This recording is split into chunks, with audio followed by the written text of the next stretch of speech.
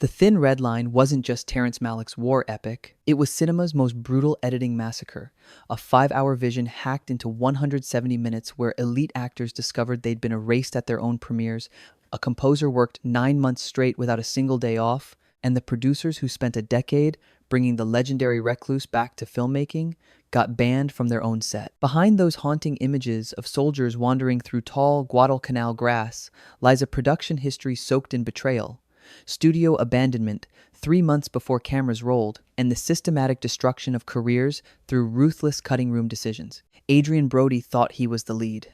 Billy Bob Thornton recorded 3 hours of narration. Mickey Rourke delivered what he called his best work.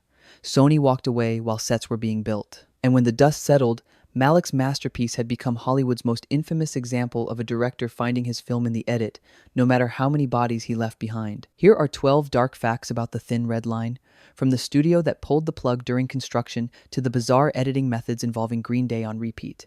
And stick around for the bonus fact. It involves Malick's disappearing act while his own film was being shot. Let's march into the jungle. Number 12. Producers banned from set. Bobby Geisler and John Roberto spend a decade pursuing Terrence Malick. They first approach him in 1978. They meet him in Paris in 1988. They pay him $250,000 to write the screenplay in 1989. They spend $2 million of investors' money, while Malick works on 3 different projects simultaneously. They go broke waiting for him to commit, and weeks before filming begins in Australia, Malick tells them not to show up. What Malick doesn't tell them. In 1996, he secretly inserted a clause in his contract barring the producers from the set. No exceptions, no visits. No permission granted, ever. Geisler and Roberto discover the betrayal too late to fight it. They've invested everything into bringing Malick back to filmmaking after 20 years. And now the man whose career they've resurrected won't let them watch him work. Geisler speaks to Entertainment Weekly about the experience. I didn't think he was capable of betrayal of this magnitude. The fallout escalates. After their Vanity Fair interview, producer Mike Medavoy's attorneys declare them in breach of contract and threaten to remove their names from the film unless they agree to do no future interviews until after the Academy Awards. The producers sign the agreement under duress, their names or their silence. When journalists cover the production, they're told Geisler and Roberto had nothing to do with the film. Number 11. Brody's premiere shock. Adrien Brody arrives at the press junket for The Thin Red Line with high hopes. He is 25 years old. He's just spent grueling months in Australia playing what he believes is the lead role, Corporal Fife, the central character in James Jones's novel. Malick told Brody his performance would carry the movie. This is his big break. But as Brody sees the final product, his heart sinks with each passing minute. His scenes aren't there. His character appears briefly. A background figure, cowering and shaking. He speaks 2 lines total. Maybe 5 minutes of screen time. Jim Caviezel's private wit now occupies the center of the narrative. Brody doesn't discover the full extent of the cuts until the press tour begins. He has to sit in interviews promoting a film he has effectively been removed from. The pressure on that film was that I had to carry the movie with a cast of stars that I truly admired, Brody tells The Independent in 2001. I was so focused and professional, I gave everything to it, and then to not receive everything, in terms of witnessing my own work. It was extremely unpleasant because I'd already begun the press for a film that I wasn't really in. Years later, Brody reframes the disaster. I look back and I thought, how lucky I am that I averted acclaim and praise at that age. But in 1998, it's just pain, professional betrayal. The realization that a director can promise you the world, take your best work, and discard you without warning. Number 10. Thornton's 3-hour ghost performance. Billy Bob Thornton never appears on screen in The Thin Red Line, but he spends months working on it anyway. After principal photography wraps, Malick decides the film needs narration, a single, unified narrative voice guiding viewers through the philosophical meditation on war. Malick hires Thornton to record that narration. 3 hours of material. 3 hours of Thornton's voice providing structure, context, and an emotional through line. It's substantial work, the equivalent of recording an audiobook. Thornton commits fully, understanding his contribution will shape how audiences experience the entire film. Then Malick changes his mind. During the excruciating 13-month editing process, the director scraps all 3 hours of Thornton's narration. Not some of it, all of it. 0 minutes survive into the final 170-minute cut. Instead, Malick fractures the voiceover across 8 different characters: Wit, Welsh, Bell, Staros, Dale, Dahl, and others, creating a collage of competing perspectives. The decision proves artistically correct. The final film's overlapping internal monologues capture War's fragmentary, subjective nature better than any single narrator could. But for Thornton, it means months of work simply vanishes. His name doesn't appear in the credits. Most film historians don't even know he was involved. The incident becomes emblematic of how the thin red line consumes creative labor without guaranteeing anything will survive the editing room. Number 9. The complete cutting room massacre. Mickey Rourke delivers what he later calls some of the best work I ever did. Bill Pullman films scenes as Sergeant McTay. Lucas Haas appears in the CD soundtrack booklet, but not the movie. All of them vanish completely from the final film. The casualty list extends beyond these marquee names. Martin Sheen records voiceover that is never used. Jason Patric and Donald Logue get cut entirely. Even actors who remain suffer dramatic reductions. George Clooney appears for roughly 1 minute despite prominent billing. John Travolta gets maybe 2 brief scenes. Rourke's case stings particularly hard. In 2005, he speaks about his deleted performance with genuine pain. It was some of the best work I ever did. I'd gone through a really bad time, and Terry knew about it, so he incorporated it into the character. It really worked. Rourke theorizes his scenes were cut because of his troubled reputation in Hollywood, industry baggage overshadowing the quality of his performance. And here is the ultimate tragedy. You cannot see this scene. Unlike other films where deleted scenes end up on the DVD, Rourke's performance is the holy grail of lost Malick footage. It is not on the Criterion Blu-ray, it is not in the extras. Malick has kept it locked in the vault for over 25 years. Its exclusion suggests Malick wasn't cutting for quality, he was sculpting toward a specific vision that required certain voices to disappear entirely. Number 8. Sony abandons ship during construction. April 1997. 3 months before principal photography begins, Sony Pictures pulls the plug. Sets are already being built in Queensland, Australia. The cast has been assembled. Location scouts have finished their work. Pre-production is in full swing. And then new Sony chairman John Calley decides the studio won't fund the Thin Red Line. The official reason, budget concerns. Calley doesn't believe Malick can deliver the film for the proposed $52 million budget. It's an understandable fear. The director hasn't made a movie in 20 years. His reputation for perfectionism is legendary. The project involves shooting in remote Pacific locations with a massive ensemble cast. But the decision devastates the production. Crews working on sets suddenly face unemployment. Producer Mike Medavoy must scramble to save the project. Malick and Medavoy fly to Los Angeles for emergency pitch sessions. Finally, 20th Century Fox agrees, but with conditions. Fox will provide $39 million, less than Sony committed. In exchange, Malick must cast 5 movie stars from a list of 10 actors who've expressed interest. The irony cuts deep. Calley's decision later proves wrong. Malick delivers The Thin Red Line on time and on budget. The film's box office returns eventually double Fox's investment when international grosses, home video, and television sales are calculated. Sony missed a Best Picture nominee that would have brought prestige and profit because a studio chairman didn't trust a legendary director to do exactly what he ended up doing. Number 7. Zimmer's 9-month pressure cooker. Thin Red Line was the hardest, Hans Zimmer tells Inside Film magazine. Terrence Malick wanted me to write the music first. Usually you compose to a rough cut. I threw all my previous knowledge out the window and started again. I needed to provide a structure for him to build the film on. I wrote for 9 months without a day off. It was incredible pressure in the cutting room. 9 months, no days off. Composing music before the film exists. Zimmer writes several hours of music before Malick even starts shooting. The director plays Zimmer's compositions on set during filming to establish mood for cast and crew, but it places extraordinary pressure on Zimmer to capture Malick's vision without seeing footage. Then editing begins. Malick recuts the film down from 5 hours to 170 minutes. In the process, he selects only a fraction of Zimmer's compositions for the final version. Hours of work vanish. Much of the music Zimmer spent 9 straight months writing never makes it into the film. The piece that survives, Journey to the Line, becomes one of the most influential film compositions of the past 25 years. Its simple, trance-like movement built around a repeating 4-chord structure gets sampled, referenced, and homaged in countless trailers and scores. But that success emerges from 9 months of grueling work where the composer had no idea if any of it would survive Malick's editing process. Number 6. Editing with sound off. According to editor Billy Weber, Malick watches a full version of The Thin Red Line exactly once, a 5-hour work print assembled during the 18-month post-production process. Otherwise, Malick employs a technique so unconventional it borders on absurd.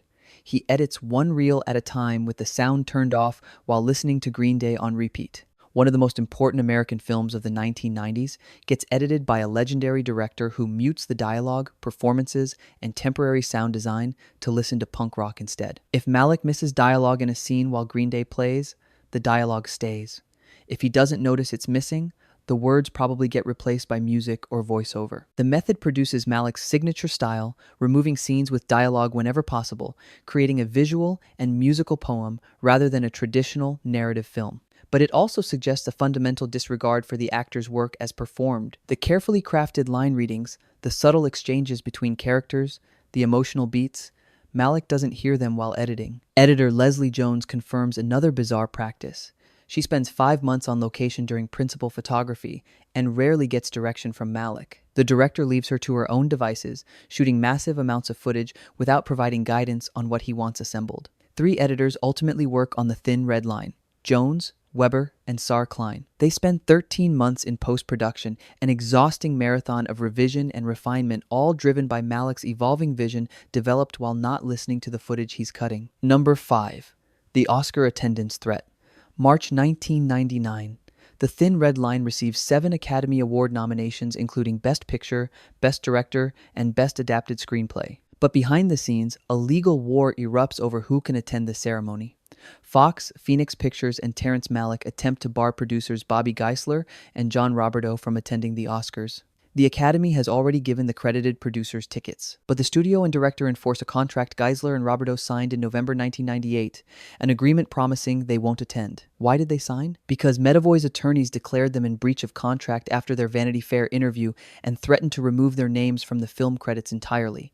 The producers faced an impossible choice: lose their credit or surrender their right to attend the Oscars. They chose to keep their names on the film they'd spent a decade bringing to life. Producers of an Oscar-nominated Best Picture film are contractually forbidden from attending the Academy Awards? It sounds insane. If The Thin Red Line wins, Geisler and Roberto, the credited producers alongside Grant Hill, would normally accept the award. Instead, they must watch from home or risk having their names removed from future prints. Malick makes the threat explicit. If Geisler and Roberto attend the Oscars, he will stay home. Geisler and Roberto ultimately attend anyway. Malick doesn't follow through on his threat to skip, perhaps because The Thin Red Line loses every category it's nominated in, swept aside by Shakespeare in Love and Saving Private Ryan. But it confirms what the entire production history demonstrates. Malick creates transcendent art by treating the people who enable that art as disposable. Number 4. The 5-hour Ghost Cut. The most famous version of The Thin Red Line is the one nobody's ever seen. Editor Leslie Jones delivers Malick a first assembly that runs 5 hours. This mythical cut contains everything: all of Brody's performance as the lead character, all of Rourke's scenes, all of Pullman and Haas, all 3 hours of Thornton's narration, and entire character arcs later excised. Film historians and obsessive fans have spent 25 years speculating about this cut. What would The Thin Red Line look like as Malick first conceived it before the editing process transformed it? Would the additional footage clarify the philosophical questions or muddy them? The Criterion Collection worked closely with Malick and cinematographer John Toll on the restored Blu-ray release. Criterion insiders confirm there's no extended cut coming. The 5-hour version was an assembly, a rough sketch, not a polished director's cut, sitting in a can somewhere. Malick considers the 170-minute theatrical version his final conception. Everything cut away was removed for a reason. While the Criterion release includes some deleted scenes, extended sequences with Brody and Clooney, these fragments represent a tiny fraction of the missing 2+ hours. Most deleted material remains locked away, a ghost film haunting the masterpiece we know. Number 3. 1 million feet of film. Terrence Malick shoots approximately 1.25 million feet of film for The Thin Red Line. That's enough celluloid to stretch nearly 200 miles. It's an almost incomprehensible amount of footage for a 170-minute movie. The massive overcoverage stems from Malick's unconventional shooting methods. Cinematographer John Toll notes that Malick doesn't wait for ideal lighting conditions. Instead, he shoots the same scene 3 times, when it's overcast, in bright sunlight, and in ideal light. This gives him all conditions covered. During editing, he can decide which lighting best serves a sequence. Malick also shoots extensively without a fixed script. After the initial scripted portions of scenes are filmed, he encourages actors to improvise, capturing unscripted exchanges. During 20 additional days of shooting in Guadalcanal, Malick works without any script at all, just capturing footage, trusting he'll find the film in editing. The director's habit of pointing the camera away during action sequences to focus on parrots, tree branches, or other fauna generates hours of nature footage. These shots become crucial to the final film's meditation on nature's indifference to human violence. But they also mean the editors must sort through endless reels of crocodiles, birds, and vegetation alongside battle scenes and dramatic performances. Number 2. The decade-long development hell. Producer Bobby Geisler first approaches Terrence Malick in 1978. 20 years pass before The Thin Red Line reaches theaters. But the film's actual development still consumes most of a decade. 1989. Malick begins adapting the screenplay January 1st. 5 months later, he delivers a first draft, 300 pages long. A typical screenplay runs 90 to 120 pages. Malick's draft would make a 5-hour film if shot as written. 1989 to 1995. Malick works simultaneously on The Thin Red Line, a stage production of Sancho the Bailiff, and a script called The English Speaker. He spends $2 million of producers' money. Geisler and Roberto go broke waiting for him to commit to finishing one project. 1995. The producers pressure Malick to choose. They bring in Mike Medavoy, who provides $100,000 to start work. Location scouting begins. 1996. Malick secretly inserts the clause barring Geisler and Roberto from the set. April 1997. Sony abandons the project. Emergency pitch sessions lead to Fox deal. June 1997. Principal photography finally begins. 9 years after Malick started writing. November 1997. Shooting wraps after 100 days in Australia, 24 days in the Solomon Islands. 1998. 13 months of editing. Malick cuts 45 additional minutes 3 months before release. December 1998.